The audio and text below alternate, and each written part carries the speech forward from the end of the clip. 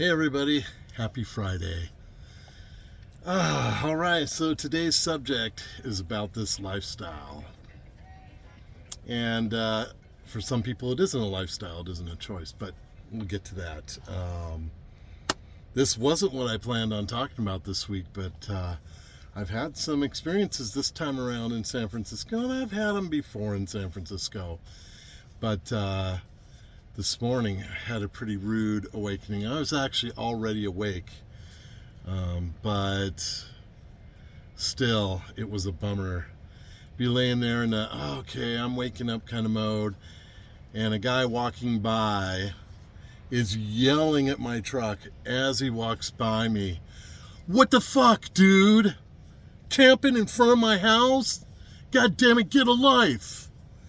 And the voice carrying as he goes by, and he fully intending to like vent his frustrations and wake me up and startle me, which of course it has that startling effect. I mean, not as startling as the guy who was throwing bundles of firecrackers under my truck at midnight a couple years ago in San Francisco. That was pretty startling, but still similar.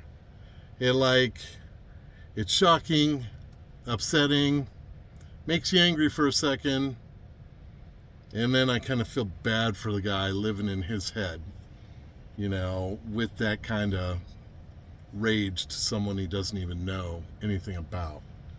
But we'll get to that. First of all, before I say anything else, I want to say that I actually do get it. I mean, before I started living in this truck, I was a homeowner, home on Main Street in Ellensburg, Washington. And anytime anything other than a car would park right in front of my house, cars, you're familiar with the cars of the neighborhood. Anytime something like a tall van or something that looked like it could be a liveaboard parked in front of my house, it'd make me a little uneasy.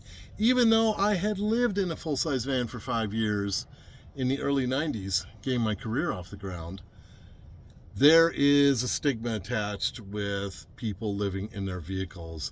It makes you nervous. It's not unlike how people treated the Romani, hundreds of years ago back in Europe. It just, people who live unconventionally make people who live conventionally nervous. And so I get it. I really do. I didn't like it those times when it would happen. I keep an eye on that and the goings on. But fact of the matter is, my friend, I am a homeowner. This is a home. It's a very unconventional home, but it is my home. Now, there's as many different kinds of people who live out of a vehicle as there are people who live in conventional homes. There just are. Now, I'll grant you, the vast majority of people who are living in their cars in this country, or their trucks or their vans or what have you, they aren't doing it by choice. And a lot of them are destitute. A lot of them have mental illness issues, addiction issues. It's rough stuff. And I'm not making excuses for them. But they, of course, rise to the top of what people expect is going on when they see a vehicle that they think someone's living out of. They think some serious bad stuff. And when you do this sort of lifestyle like I do, which I'm urban 99% of the time, I'm crashing at night in cities and towns.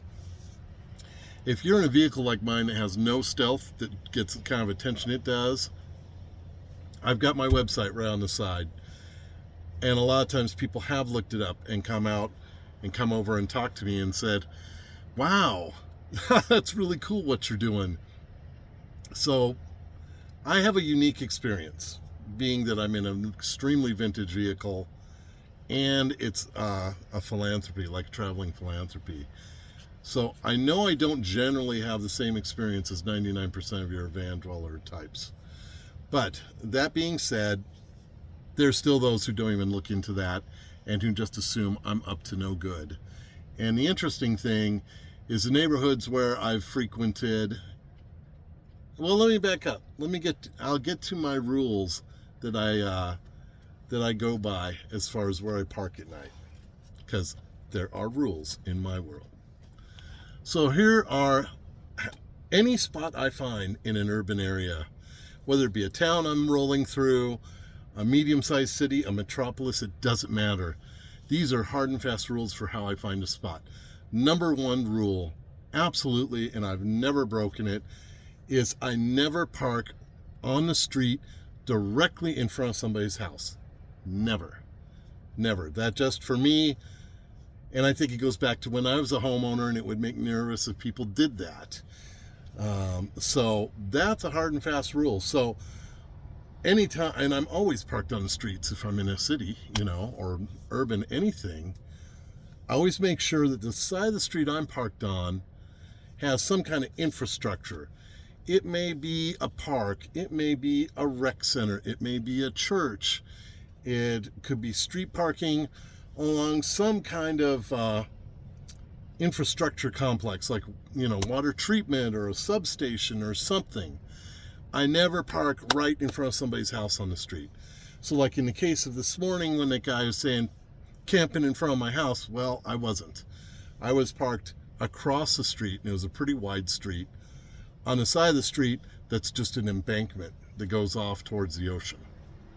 And so that's my number one rule. I never break it, because I know I have no stealth.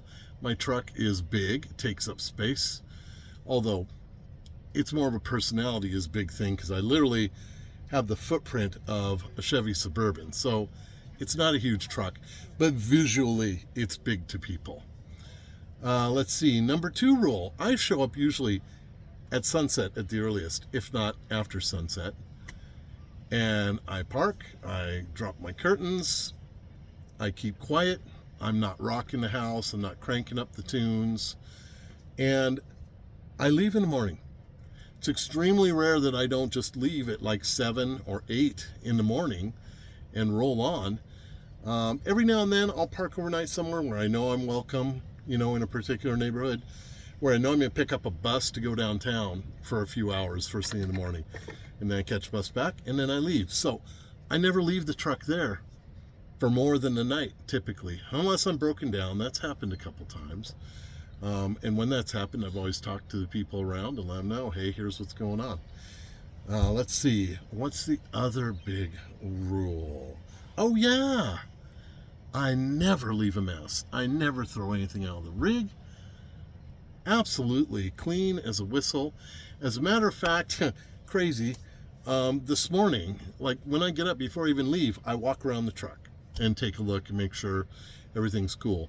And this morning someone had thrown a bunch of garbage on, the shoulder side of the embankment, where I was parked. And because I never want to be associated with that stuff, I bag it up, I pick it up, I put it in my front passenger floorboard, and I drop it in the first garbage can I come to. So I actually clean up, and actually people in neighborhoods where I frequent have noticed that, and that's part of why I'm welcome. They know I'll never make a mess. As a matter of fact, I've even cleaned up after other people. And so the other big rule, I guess be rule number 4, is I don't spend the night 2 nights in a row anywhere. Like here in San Francisco, I have about 7 or 8 spots that I use, and I rotate around depending on where I'm going the next day, what part of town I want to be in the next day. And so even a neighborhood that likes me and has been friendly and come out and talk to me, and I know I'm welcome, they'll see me once a week max. And that, I think, is also part of why I've stayed in good graces with certain neighborhoods where I've known other people to park in some of those spots and get the police called on them. So those are my basic rules of picking wherever I park. I'm extremely respectful. Like in the case of this guy this morning yelling at me, for camping in front of his house, I have crossed that spot off the list. Obviously, I'm not going to seek to further his frustration, so I won't park there anymore. Somebody throws a fit like that, just like the firecracker guy up in what was my favorite spot, nope, I never go there anymore. I just don't. So I'm super respectful. And if people make a point of saying, making it clear to me they don't want me around, well, I won't be around. End of story. Now, here's the thing that, like I said, I can understand somebody being frustrated or uncomfortable with my presence or any presence of rigs, because we've all seen the derelict vehicles, where people are making a mess, piling stuff around. You don't know if they're ever going to move without being forced through a system to move, and they're a problem. And I would have a problem with that too. Even though I get that those folks have problems and that's why they're acting out, that doesn't excuse the behavior. And as a homeowner, especially if you have a family, you don't want that shit around your kids. You don't want some RV or van parked right in front of your place with drug shit going on, or deals being made, or they're smelling the Fenny being smoked. I mean, I get it, So, while it hurts to be lumped in with the worst of the worst, I know that's what's actually going on in this guy's head. To be able to yell at someone you don't even know what they're about, don't even know their situation, like that, with so much visceral, anger and disgust, they're equating you with the dregs, and kind of forgetting that we're all human beings, and that the reality is circumstances could come along and he himself could find himself living in a vehicle. These days, that's not so far out of imagination in our country, because it is getting more and more expensive simply to live. And I mean, nowadays, you need like $250,000 annual income to even buy the most simple house in a big American city and be able to feed yourself and your children. So it's getting tough. And so, dude, I'm sorry you're upset. You won't see me on your street again in front of your place. But I would also encourage you to maybe think a little bit about kind of taking a look a little more before you judge, because I know I'm in this lifestyle, and so I see it, and I guarantee you there's more people sleeping in their vehicles on the streets than you even realize, because a lot of them are in cars and you can't even tell. But you do yourself a favor to get a hold of some humanity and kind of size people up for if they cause a problem, and if they are a problem, before you judge them just across the board like that. So it made for kind of a rough start to the day, but it also inspired this video. I mean, the other thing I think about is, who knows what's going on in his life. He could be horribly unhappy, He could be angry at what it's costing him, how much he's having to work to barely survive. And here's somebody living in their rig, and all it's cost him to live in San Francisco at the time, or however long here, is the cost of gas and groceries. And the reality is, even when I've had like an old codger or two come up to me and say, you don't deserve this view wherever I'm parked because you don't pay taxes. Yeah, it's true, I don't pay property taxes, but I do pay taxes and I support local stuff because I'm buying gas here. I'm buying food here. I'm buying things I need.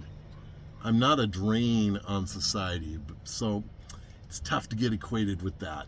But again, I chose this lifestyle. I had to live with people's perceptions all the time. And even when it's kind of a bummer like that, on those occasions, it does bring me around to being so grateful that actually I do have the freedom to change where I'm at. I mean, the reality is, you could have some really shitty neighbors and you can't change it because you're living brick and mortar. You're in a house. You can't control who moves in next door. And in my case, somebody terrible that I don't ever want to deal with again, well, I just won't park there again. So the freedom I have to move out of the situation is unique. And for that reason, I'm grateful that, okay, yeah, it's going to happen every now and then. Happens to everyone who's a vehicle dweller, unless they're supremely stealthy. It just happens. but we can move along. And I certainly would never fight or engage with anybody like that. I've engaged in conversation with people who have seen me somewhere like in a park or at a view or at the beach or what have you, and put two and two together that I live in the rig, and have issues with that, which is always interesting to just cold call start up with that. You live in your truck? And I said, yeah, I do. I'm, in my 8th year. And they're like, and you're okay with that? You're okay with that? And I'm like, okay, here we go. Seriously, it's happened like to that degree 3 times. Every time it's been old white guy. Sorry, every time it has been. So you learn to roll with it. The reality is I do come back to a place of gratitude because I love my little home. And the interesting thing is those 3 guys who got into it with me, I just graciously let them tell me everything I was doing wrong. And by the end of the conversation, they couldn't deny the fact that this is a home. It's not a home they would ever want to live in or could deal with, but it is a home. I'm not scraping along, just barely surviving in a car. Saw a guy yesterday at the beach who's clearly living in a late 60s Carmen Ghia. Thing's packed with his stuff. He's only got the driver's seat to be in. Let me tell you, that Ghia is his home. May not be what he wants for a home right now, but it's still his home. And human beings need shelter. It's like our number one thing we need. Like in a survival situation, even before food and water, shelter. It's the first thing you've got to accomplish by the end of the day in a survival situation. And that's what people are doing. Despite what troubles they may be going through, whether they chose this lifestyle like I have, or whether it's this or the street, vehicles provide shelter. And I would encourage you to, when you see that, even when it's shitty, even when it's the derelict stuff, yeah, we don't like it. I don't like seeing that either. I don't like it when they make a mess, when they endanger others, etc. But they are human beings. And that vehicle, whatever it is their shelter. And yep, there's rules, there's laws, and they have to abide by them, and you can do something about it. But don't send all kinds of evil energy their way, unless they're harming you or your place, Just do what you can within the confines of the law to fix the situation, move it along, whatever you got to do. But remember, those are human beings. I don't know anybody with addiction issues that's happy about it. And I've met and talked to quite a few. Clearly, they're not happy about it, but they're there, And so, we all need shelter. That's what we're doing, and they can't afford anything else, and that happens. So, there's my little spiel today about this vehicle dwelling thing. Tell me what you think. It's the way I've chosen to live. It's the only way I can afford to do. Part of mine is necessity. This is the only way I can afford to do the gifting I want to do and travel, unless I waited until I was like 65 and kept working. Then maybe I could do it differently, but even then I don't know if I could afford to do what I'm doing. So it is what it is, and this is my solution. And I make a point of leaving no trace, no matter where I go, whether it be urban spots or wild spots. I always leave it the way I found it. And if it's urban, I generally leave it better because I pick up a lot of garbage. Well, I do that in the wild too. Anyway, thanks for listening, and have a great weekend.